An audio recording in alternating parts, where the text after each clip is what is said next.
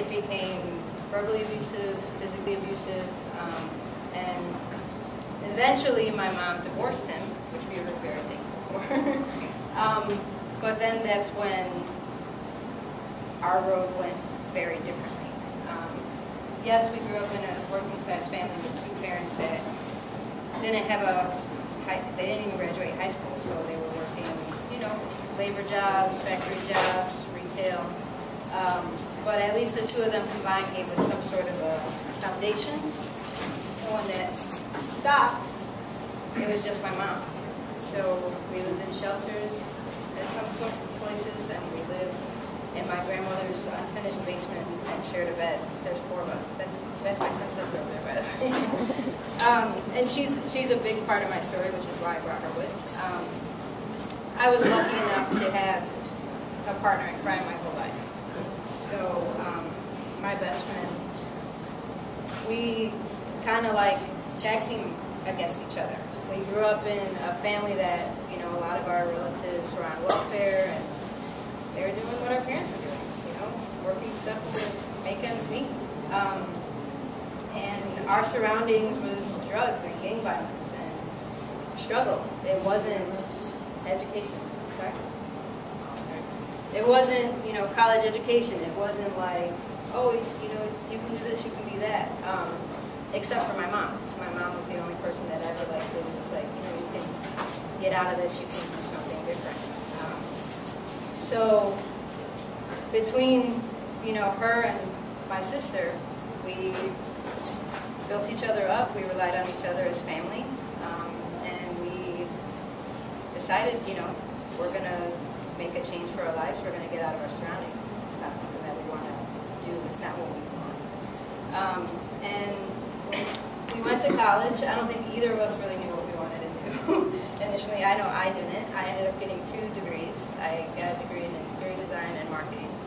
And then I went back again for entrepreneurship later on in life. But we had no mentors, but we had each other. And through each other and just building up each other, and through that friendship, we decided we're going to succeed and we're going to do something with ourselves. So after college, I went into advertising. She went into nursing. And advertising was great. I rose quickly in advertising. I excelled very quickly in my career, and I attribute a lot of that to what I went through when I was a kid. I knew how to hustle. I knew how to work hard. I was used to busting my ass. I was used to arguing with people and negotiating. It was just, back then I was negotiating for things that I needed to survive. I was, trying to nickel and dime things in a different way, whereas when I was in the corporate world, it was like, okay, so I'm dealing with $1 million contract, and I'm trying to get a celebrity to endorse something. It was just a different kind of what I grew up doing, so I put a twist on it to allow it to help me succeed. And advertising was cool, but I got bored with it. And similar to a lot of women, and specifically people of color, I didn't feel that I was treated fairly. My salary was a lot lower than my peers. I was always assumed to be the assistant. I was talked down towards, and I got tired of it. And I worked at one of the biggest ad agencies in Chicago at the time. And I was one of their top 6 performing account executives, and I was not recognized. So I was like, whatever, fuck this. I want to work for myself anyway. I want my own business. I want to create my own money, my own decisions. So 6 years ago, I started an art business, and that's what I do today. I have always done art, and art is a really tough industry. But I've done a good job at it, and I've done it well, and a lot of the reasons why I've gotten to where I've gotten today have a lot to do with what I learned growing up as a kid and in my childhood. On the screen, I don't know if you can make that, is there a way you can do the full screen? Or can you just make it full screen so that you can see the whole thing?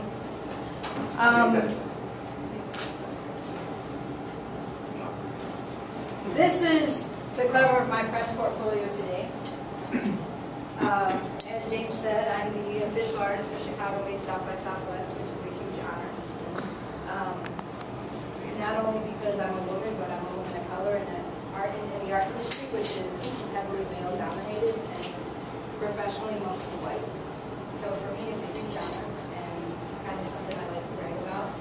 On top of that, I work with still some of the largest advertising agencies in the city of Chicago. I just did a huge showcase for Leo Burnett. It's actually something you guys should know about. Leo Burnett is doing a program called No 266. If you don't know about it, No 266 is a research project that they started doing. And basically it was to figure out how long it would take for the advertising industry to become truly diverse if they continue to recruit the way they recruit now. It would take 66 years. Yeah. So they did this program called Blank Canvas. They're still doing it. And they will have 2 more events this year. I did the first one.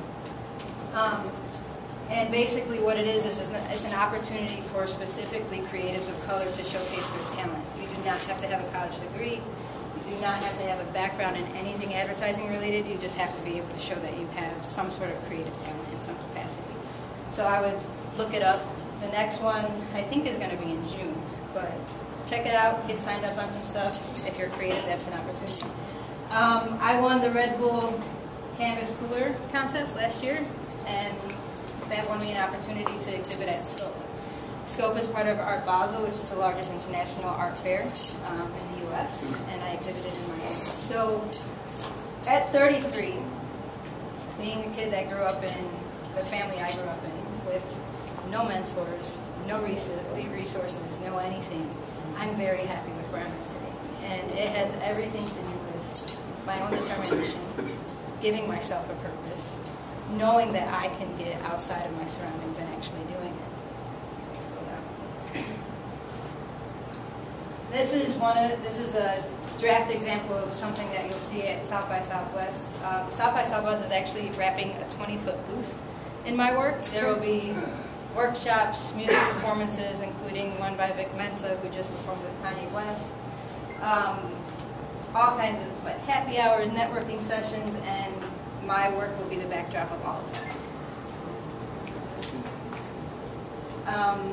For Guinness, I do a cultural celebration for them, and I'm traveling to 9 different cities to basically celebrate culture with Guinness. It's for the West Indian, West African community, but I'll be going to 9 different cities, and everything that I create is what is produced at this event. I design the experience, I design what art goes into it, I decide how it's produced, and then I partner with the music producer to decide what acts and what musicians and DJs will help bring that to life. So that's 9 cities. My first stop is in Houston and Eagle. In addition to that, the degree I thought I wasn't going to use, I got a degree in interior design, and I never got my license. I still don't have my license, but I use it. I'm designing the penthouse in River North right now. So it's about halfway done. We talked about this is a little bit of some pictures from Scope. These are some shots from the Leo Burnett Burlux Dollhouse that we built out. And then this is cause-based work. So one of the things that I learned along the way, especially in being an artist and being a creative entrepreneur, is you have to be so good that they pay attention to you. Right? You can't expect to be like, oh, I'm gonna provide this service, pay me first. Sometimes you have to be good enough for people to pay attention to you. So one of the things that I did, for that reason and for the reason that I grew up where I grew up, and I think it's important to give back, I do a cause-based program in my work where I develop art pieces for nonprofits. They use it as marketing tools, and in turn I sell them and we both win. I make some money and then I donate money to them. One of the nonprofits that I work with, Project Fears, I'm actually talking to a large digital agency in Chicago right now about doing a mural program around them, and then also doing their whole Pride showcase around them for this June. Yeah, which doesn't really happen that often. So you can go ahead. These are in figuring out my path, there's some things that I wanted to talk to you about that I think helped me. One, define your purpose. It took me a long time to figure out exactly what I was going to do, why I was going to do it. But at the very least, I knew I didn't want to be where I was at that point. So when you're at the bottom, the only place you can go is up.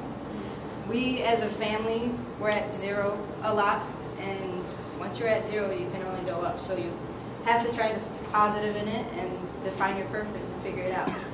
2, I gave myself a rule: there's no plan Bs. There's no plan Bs. If you have a plan B, plan A will never happen.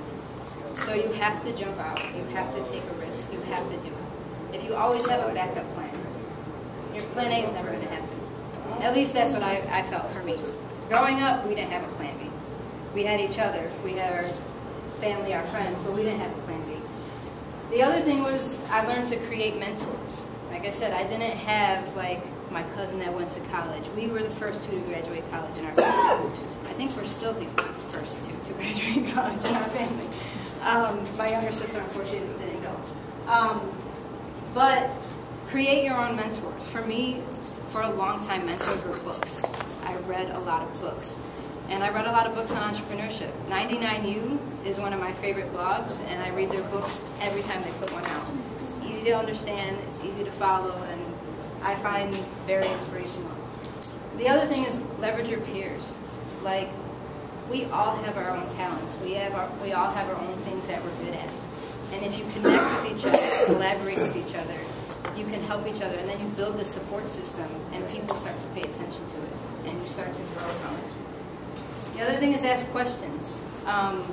One of the things I didn't do is ask questions. I was afraid to ask questions. And specifically because I was afraid I was going to sound stupid, or I was afraid that they weren't going to pay attention to me, all these different things. But in this room in particular, like, I wish this would have been around when I was younger. You have all these people here that you can ask questions to. Ask questions. That's the only way you're going to figure out the answers, is if you ask questions. And then lastly, embrace your struggle. I embrace where I came from. I grew up on the south side of Chicago. I grew up rough. We had hard moments. But that makes me better every time I do something. It makes me, I don't fear failure, because I've failed a dozen times. I don't fear mistakes. But we made tons of mistakes growing up. It's part of the process. So embrace it and let it be a part of your character and what you're building. Yes. What was the name of the book? 99U. 99U.com. It's an organization called Behance. They put out... The letter U? What's it called? Yeah, U. Behance. B-E-H-A-N-C-E. But they have a website called the 99U, and they put out videos, they put out articles, they put out interviews, and then a couple years ago, they started releasing books. They have 3 different books, and I read their books. They're easy to read, they're not expensive, they're like $10. Actually, I was telling Tracy, I'm going to send her a bunch of books for you guys for the first version of it, so that she can distribute it to you guys, so that you can start with those.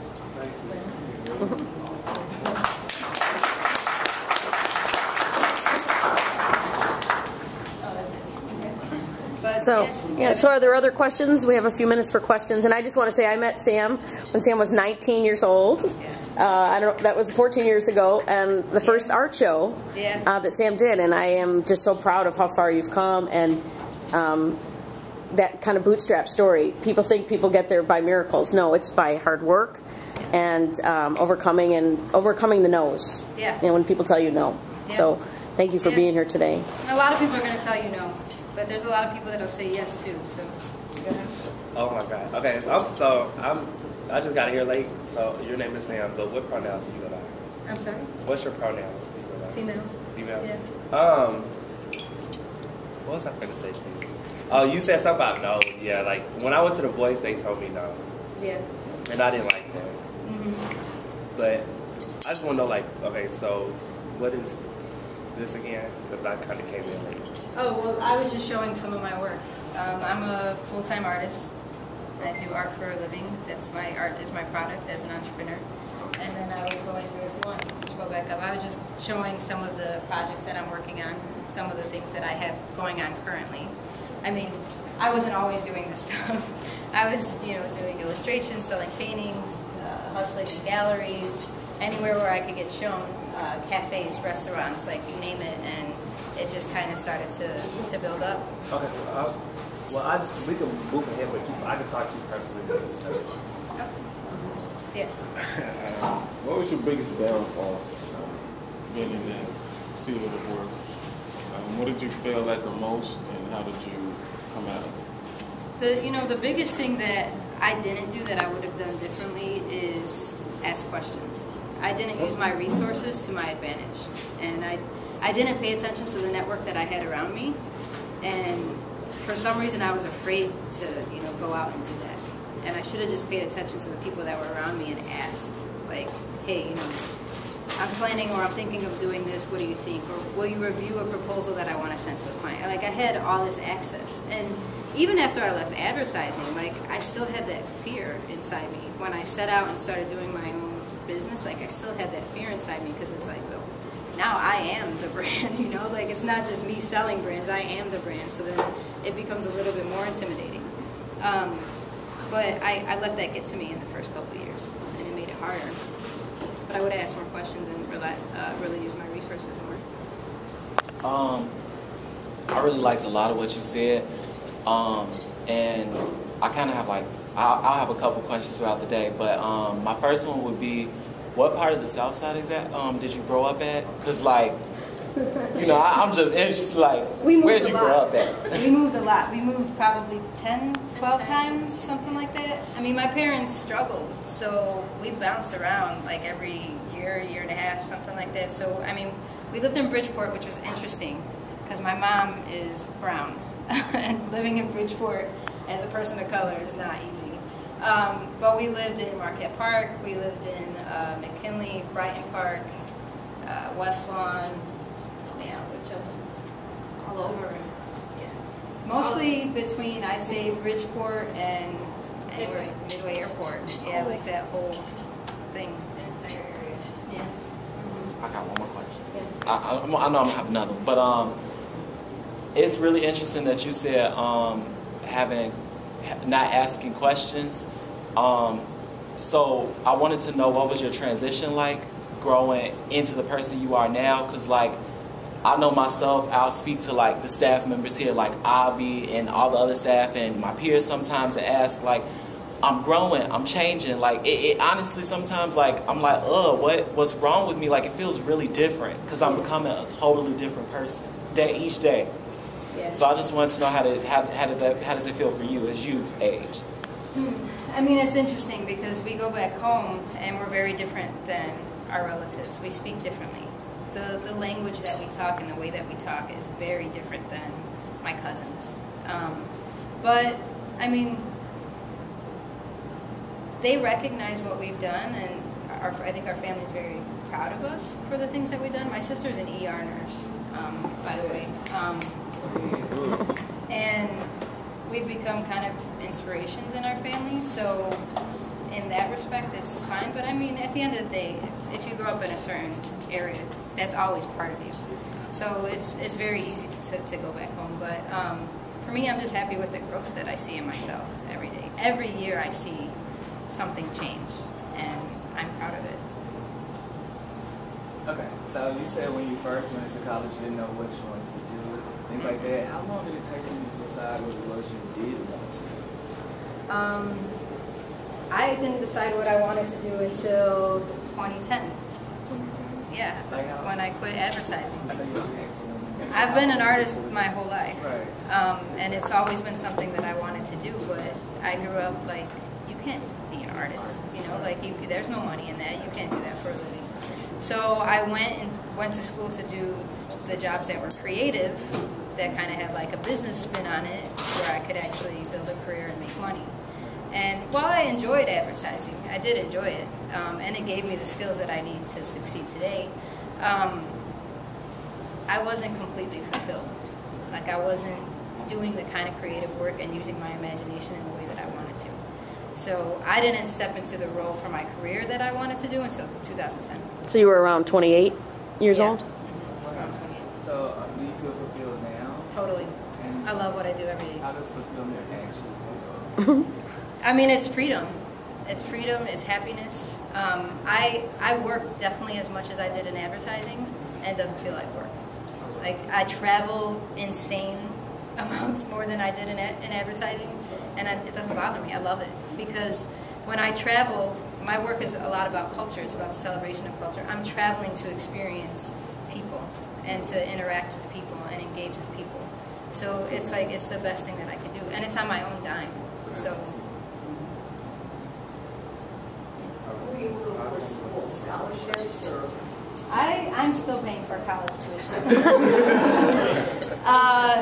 No. When I was in college, I happened to land a job at an insurance brokerage firm, and I was making decent money, so I didn't really get financial aid. And I couldn't write well, so when it came to applying for scholarships, I didn't really win anything. I applied, but I didn't get anything because I wasn't that good of a writer. So I took out student loans, and I'm still paying them. So.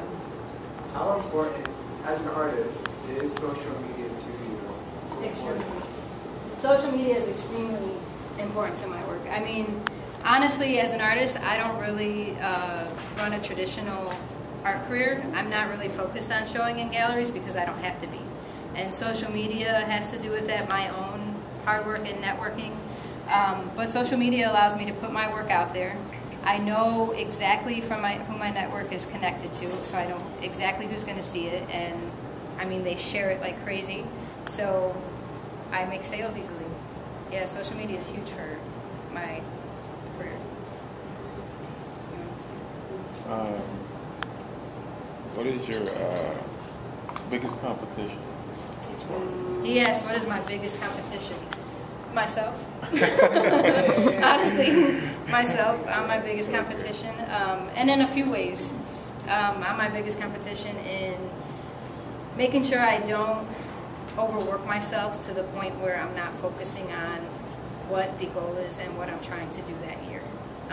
Sometimes I can get so focused and so into the work that I'm doing that I lose a grasp of actually what I'm trying to achieve. And two, like, if you don't see growth in yourself, how are you being challenged? Like, you have to challenge yourself. So every year I put together like what my plans are for that year and how I'm going to see a difference from this year to the next. Okay. So, were there times as an artist, were there times where you felt like you weren't good enough and felt like giving up? And what kept you going, basically? Yeah, I mean, you asked if there were times that I didn't feel like I was good enough as an artist and what kept me going. Without a doubt, there were times that I felt like I wasn't good enough. But instead of beating myself up about it, I went out and I looked at, okay, so at what level do I want to be? Like, who out there is doing the kind of work that I want to be at that level with? And is it achievable? Like, is it something that I could actually do in the next year? Like, I wasn't trying to be like, oh, I do this, but I want to do this, amazing, realistic work. You have to recognize what your abilities are and then what you enjoy. So I would go out and look to see, what was something that I can attain to or like try to achieve in the same year. And I would reach that point, and then I was like, all right, so I got here. I can see growth. And then I also asked, my family, while a lot of people say is like entrepreneurs don't rely on your family or friends to give opinions because they're biased. My family is brutally honest, and they will tell me like that sucks, or like you could have done a better job, or did you rush that? So I ask, I also ask them like, what's your opinion? Give me like some harsh critique. Yeah. I thought you raised your hand. What motivates you? For me, my work is about delivering a message, and for me, it's about making sure that I'm able to deliver that message. Also, it's mostly personal growth. Like, I want to see myself succeed, and I want to continue to see myself succeed, especially in an industry that's really hard to succeed in. So, yeah. When you started your business, how did you fund yourself? Was it pretty much your own money, or did you? Yeah, I funded myself with my own money. I saved up some money from my job, and this is where my background comes into play. I know that I can live off of $100 a month. I know that I can eat off of that because I've had to. I know how I can stretch $20. So I was like, I'm going to have to take a pay cut. It's something I'm going to have to do. I'm going to have to stop buying this, going out to eat, and that, whatever. And I did. For the first 2 years, I did. And I funded myself completely.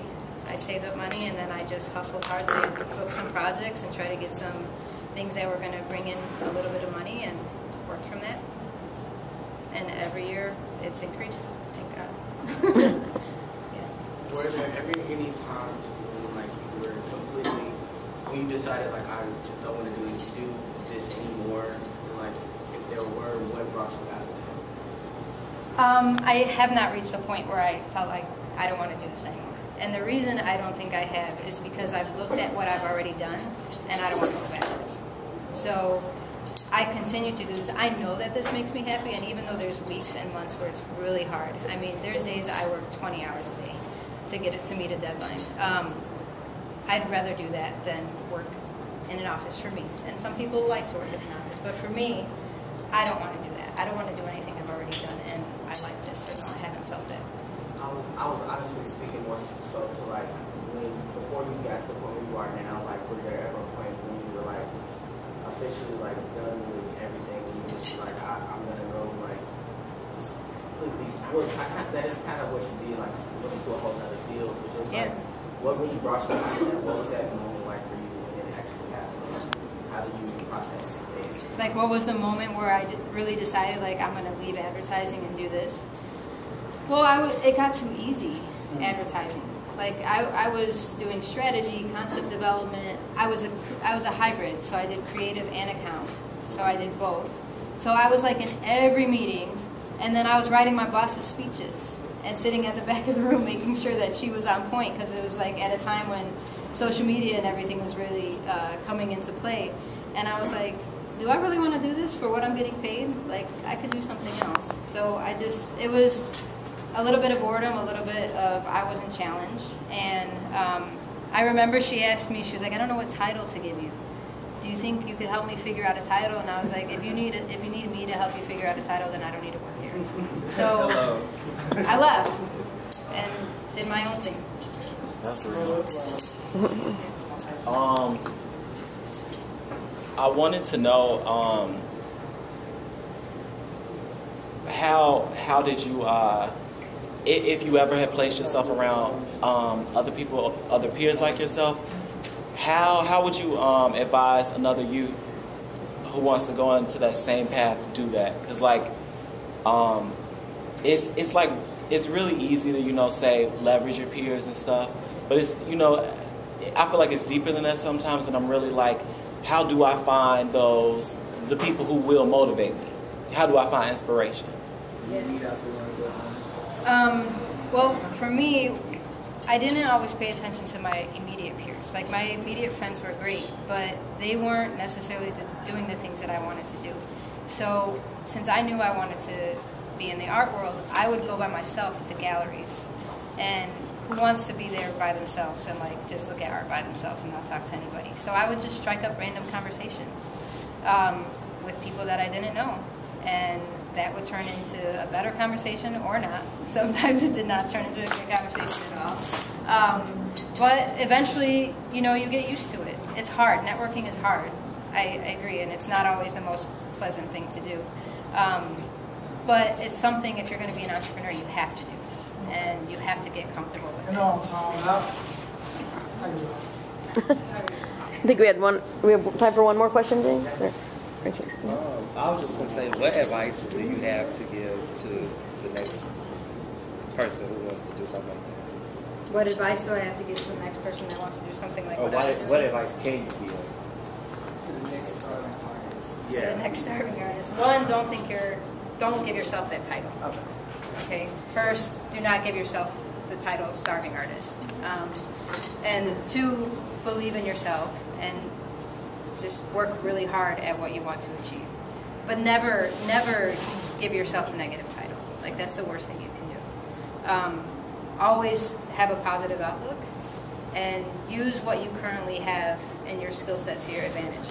Like, really think about it. I can't tell you how many things I use from my upbringing in what I do every day, and I just put like a different spin on it. Like, when you go out and you start talking to people, that was one of the hardest things, like I worked in a lot of corporations where I was the oddball, and I was the person that did not look like most of the people in the room. And it's hard because it's like they don't relate to you. they don't speak your language. So it's like, how am I going to do this? And I found myself trying to tailor who I was to fit them, and I was like, no, forget it. And when I stopped doing that and I started to just be myself and like show them what my world was like, I found that they appreciated it more. So just be yourself and keep a positive outlook. All right. Great. Thank you. Great. Thank you very much.